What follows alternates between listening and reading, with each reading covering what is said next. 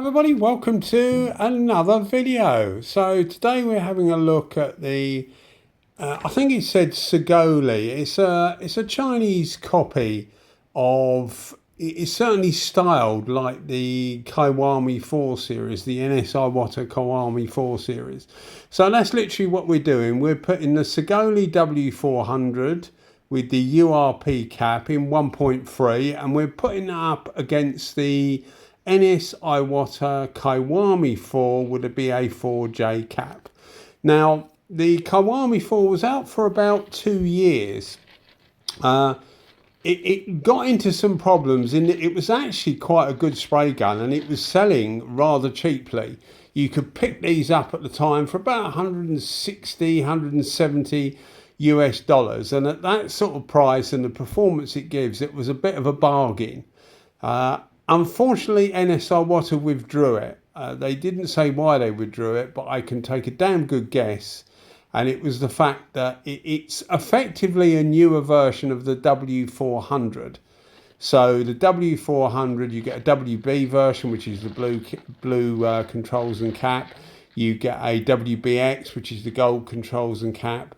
And you get a Balearia. You get some other forms as well with a silver cap, which is classed as more their industrial gun, but their auto finishing version is normally the Balearia, and that came with the same colour cap as the Kiwami4's got, which, interesting enough, is the same colour cap as the Saigaole. Because I think, as I said at the front, if I didn't, I'm about to say it now, it's the Saigaole is a direct copy of the Kiwami4. Now, a couple of people have recently asked me about these copy guns, what's interchangeable and what isn't. I've done some unboxing videos of these guns, so I'll put a link in the description. If I forget, then give us a shout and I'll add it afterwards. But I should put a link in the description to some unboxing videos, which goes into it more detail. This is more about how the gun performs. But as I say, in more detail, you will get to know the differences. One thing that I've found with all of these copy guns, this is the Saigaole, you have the D1 Drizzle, the YT160, you have the R500, which is, that's made by Rongpeng, but it's sold under a few different names, but it's all the same manufacturer. In fact, all of them are the same manufacturer. It's just that they put different names and call it different things. But they're all based on the W400 stroke Kiwami4 guns. Now, obviously, the D1 Drizzle is actually quite expensive, although I know it comes with a few different tips. I haven't actually got one because it's not actually called the D1 Drizzle in the UK. If we buy it in the UK, it's called a D1 Intercept or something. It's just added a fancy name. It's the same gun, but it's the same gun as the YT160 I have. It's the same gun as the A160 as well, I think. Do they call it A160? No, sorry, A610. The A610, same gun, same styling, all made by Rongpeng. So when somebody says to you, oh, the such and such a gun, you know, the YT160 is much better than the D1 Drizzle, take it with a pinch of salt, because it may well be they were just having a good day with some material that suited the gun, and everything was just right. Because of the ones I've got, and I've got 5 different ones including this Saigaole, I can't seem to find much of a difference between any of them. Having said that, the newer versions of the R500, so this version, the YT160, the A610, not the original A610, because that actually had a different tip. Again, I'll try and remember to put a link in the description to some work I did on the A610, just seeing the differences. But those no longer apply, because what they did, originally the 610, when it came out, it had a smaller fan, so it was a faster gun, but a lot of people wanted a bigger fan. So you'll notice this Saigaole actually has quite a big fan, and all of them have quite a big, what Sata would call an eye pattern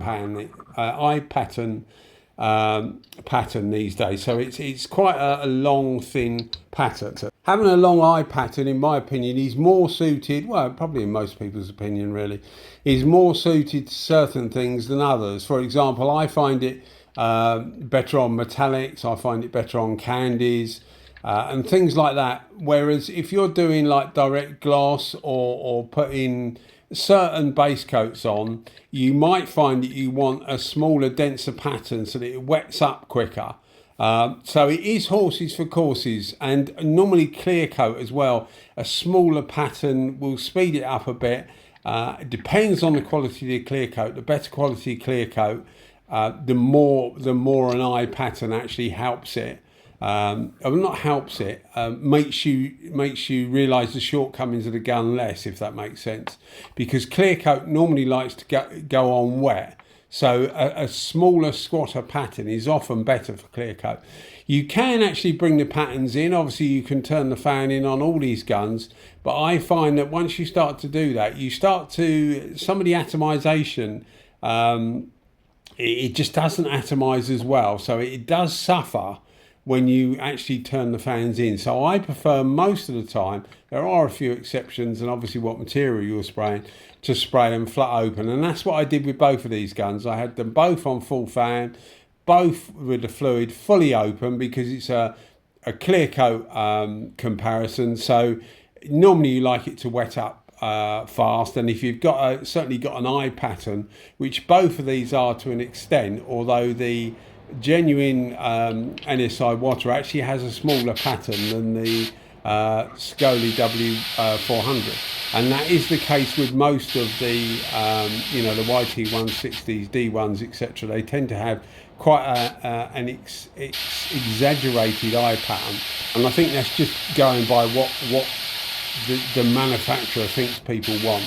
And certainly a lot of people, I hear a lot of people say about the, you know, oh, I want a big pattern, which isn't, as I said before, isn't always what you need. But you know, it's there if you want it, I suppose, but it isn't always best for what you're doing. So earlier on in the video, you would have seen me heating the clear coat up. I do mention this, and I mention it most times. I apologise for people that find it repetitive, but looking at the statistics, most videos are about 60% new people, 40% existing viewers, subscribers. So it is often that new people will watch the video, so I think it's worth saying. But I'll put a link in the description as to the benefits of heating the clear coat. You'll see how much it benefits the flowing of the clear coat.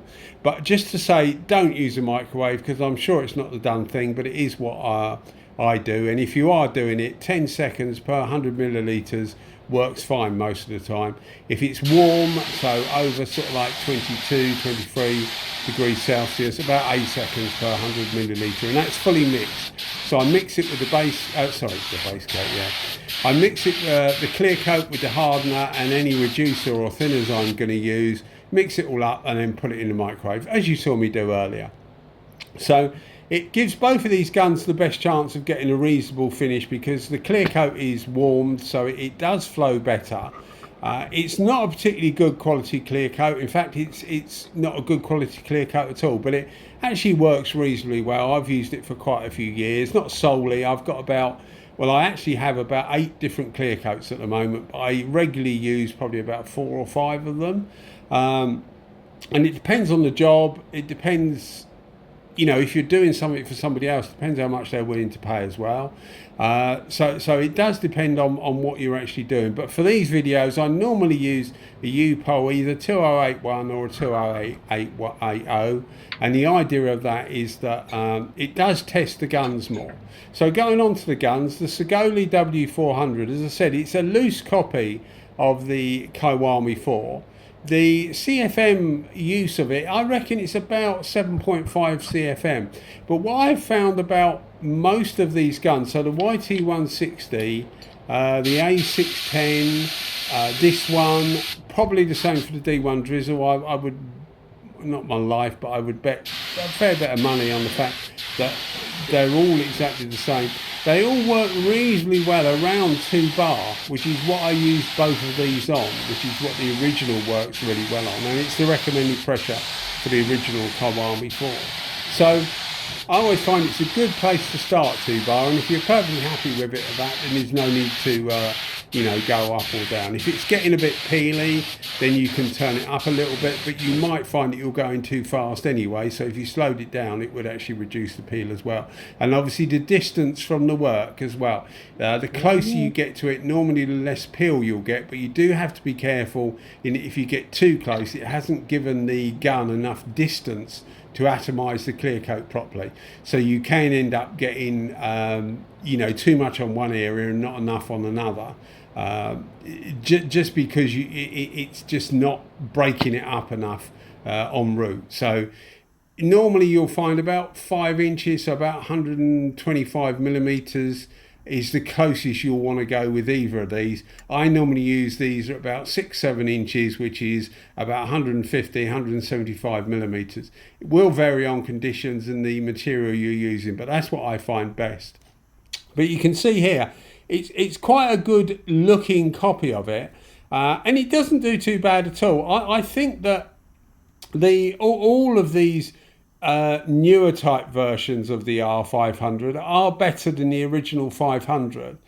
The R500 I find needs about 2.5 bar, so about 33, 34 psi to get a good finish, whereas I said before, these at 2 bar seem to work reasonably well, so about 29 psi. You might want to up it a little bit, but we went into that before, so just play with it. But yeah, certainly 2 bar seems to work reasonably well. You can see the pattern, as I said, is quite a nice eye pattern, if that's what you're after. Both of these guns are reasonably fast for by split gun standards. A lot of by split gun I mean split tipped guns. They're still fast by other standards as well, but they're not fast like the fast guns, you know. Off my head, the Saigaole 4600, that's a fast gun. The SATA 5000, that's a fast gun. They're not in the same, the Ntools 4000B, that's a faster gun. They're not in the same league as those, but they don't hang around, so they can be a reasonable compromise if you don't want to use a split tip gun. I'm quite a champion of split tip guns. I do like them. They're not the be all and end all. There's different guns that are suited to different tasks. For example, for direct gloss, I wouldn't normally use a split tip gun because they don't really wet it up enough. Even in 1.4, they don't really wet it up enough. I haven't tried a 1.6. I've got split tip guns in 1.6. I haven't tried it, but you know, both of these guns will work reasonably well with direct gloss, although I would normally try and go up a tip. The Saigaole, I don't think it comes with a 1.4. The only one I've seen is that you can get 1.3, which is, as I said before, which is what we're using now. So we're about to start using the Kiwami4, getting ready to use the Kiwami4. What I normally do, quite a few people have asked, and in fact some guy was quite adamant I was doing this all wrong as far as my panel preparation was concerned. I mean I've done this for quite a few years like this now, probably about 6-7 years, and it serves me well. I normally do bike stuff, so it can be there's quite a lot of nooks, crannies and curves on bike stuff. These panels are obviously relatively straightforward, but I use an alcohol and water mix. Normally, so it's isopropyl. I'm not very good at spelling. I really am not. But it's 99.9% pure alcohol, effectively, and I mix that with water. In the summer, it's up to 30% water, depending on the temperature, and in the winter, normally it's 10% water. And I keep that in one bottle, so I just called it my alcohol bottle. And I have proper panel wipe in another bottle. And what I normally do is I will wipe the panel over with the water and alcohol mix before you actually see it. And then all you see at the end is what you've just seen is me wiping it over with a panel wipe, and then I just wipe it over with a tack cloth. And that's what I've done for years, and that seems to work really, really well. The tack cloth bit is quite important. I use a microfiber cloth, and they don't seem to drop any fibres or anything, but it just gives it that final, just make sure there's no little bits of rubbish that might have come off the cloth or whatever on the panel. But it seems to work really well for me. So quite a few people have asked in the past what I'm actually doing when I'm doing these videos. So that is exactly what I'm doing. So going back to the Anest Iwata Kiwami4, as I said, they still make the WB version, they still make the WBX version, but they stopped making the Kiwami4, the BA4J, which is this one here, which is the direct, as I said before, is the direct replacement general, or was going to be, for the Balearia. But what happened is that so many, I'm sure, this is my feeling, so many people in Europe, the Americas, probably Australasia as well, they complain, because you used to be able to buy them in Asia basically, they complained that these things were too cheap. You could buy them, I use Painting Tools Japan, I'll put a link in the description. I do buy them, they give me very good service, so I often mention them. But I used to buy them from Painting Tools Japan. And as I said, you can still get the WB and the WBX, but they stopped making the Kiwami4, and I can only imagine it's because all those people in those, or the importers in those continents, all started moaning that, you know, hang on, we're not selling any W400s because people are buying this Kiwami4. And at the time, people were messaging me, Instagram, Facebook, on here, about this Kiwami4, and two different people had told me that somebody had told them, I won't say, you know, who it was or anything, but the Kiwami4s were like fakes. They weren't real Anest Iwatas. And they are Anest Iwatas. They come from the Anest Iwata factory in Japan. So they were genuine guns, but they were sort of stooping to the level of saying that no, they're not real guns anyway, so don't buy them, just to stop people buying them. So I'm pretty sure that's the reason they stopped selling these things. I still think that one day they will come back, because they are a newer styled version of the Balearia, and a lot of places are starting to drop the W400 because it's quite an old gun. So I'm pretty sure that it will come back one day, but I'm also pretty sure it'll be more expensive than it was. I keep asking if it's coming back, and yeah, it's certainly not murmured yet that it is coming back, which is a shame. But if it starts to go up in price, there's so many alternatives these days anyway, so yeah, whatever, maybe it won't. But I thought it was worth doing a comparison video with what is obviously a direct copy of this gun, and it was also good to get the gun out again, just to use it really. And I use a lot of guns these days, and it just reminds you that you don't have to spend loads of money to get a reasonably competent tool. I did get a leak on one of these. If you look through my back videos, just type in Kiwami4, you'll get loads of different videos that I did on these at the time. And I did get a leak on it, so they're not perfect by any means. But you know, it was quite an easy fix. I got the part from Painting Tools Japan, and yeah, fixed it without much of a problem. You'll see there that the pattern, as I said, is actually smaller than the Saigaole. So all of these are relatively loose copies of the W400 or the Kiwami4 in this case. So don't take them as read that they you know, you're getting exactly the same for much less money, because you clearly are not. You're always getting a compromise, but what you do get is you get a reasonable, you know, for the Chinese versions, you get a reasonable gun for not too much money. So it will certainly get you started, and it will certainly enable you to get going without too much of an outlay, just to see whether you actually like you know, the auto finishing trade, or finishing trade if you're doing other stuff apart from automotive stuff. I think I was saying at the start, the Kiwami4, and that same goes for the W400 Balearia, and that's with the BA4 cap. BA4J cap is for the Kiwami4. It's one of the spray guns that uses the least amount of air. It uses about, I think I want to quote, about 8 CFM, and that's going to be about right. So it's good for smaller compressors. The R500 I don't find as good for smaller compressors. And again, I did a test draining compressors just to see how much air these things use. I couldn't give you an exact figure, but it's good for a comparison because obviously if one drains the tank quicker than another, then it's using more air. It's that simple. And I did it at pressures that I would normally use these guns at. But certainly this Saigaole works reasonably well at about 2 bar, maybe 2.1 bar. It's not as good as the Kiwami4, but it's not far off it. So I would certainly recommend it. You can still buy them freely enough. The Saigaole, obviously not the Kiwami4, but it's a good. I mean, it's going to be as good as the Drizzle, but it's less money for some reason. Well, in the UK, the Drizzle, you get it with 2 tips. It's about 100 GB pounds, which is about 135 US dollars at the moment. So I don't know what guys are paying for them other places, but it's not a particularly cheap gun.